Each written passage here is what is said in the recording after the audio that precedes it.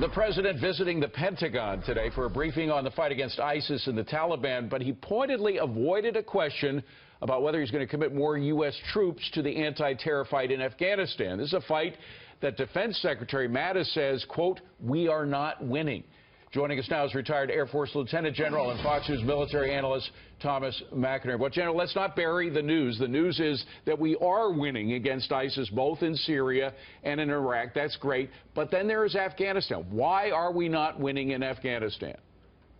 One word: Pakistan.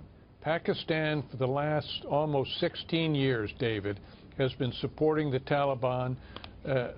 When George Bush said, "You're either with us or against us," and they said they were with us. Well, they have not been with us, and we have to acknowledge that.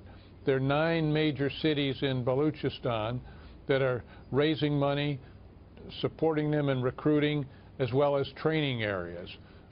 We have a major problem because in the non-fighting season in the wintertime, they all retreat back into Pakistan. Well, why, General, forgive me for interrupting, but why are they supporting them? I mean, we're their paymasters. We give money to the Pakistanis. We support them against their fight against terrorism, which is real and leads to the death of thousands of civilians there and military. Why are some people in the military there supporting the terrorist Taliban?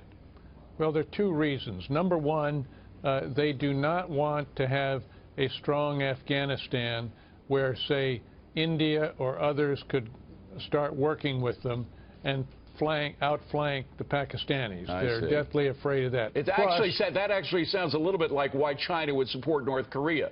And it's why China's also supporting Pakistan, because there's a Pakistan-China economic corridor that moves into the Middle East through Afghanistan. Well, General, and I'm sorry to rush you, but we've had some breaking news on earnings. Why don't we just pull our support from Pakistan until they agree to stop supporting the Taliban?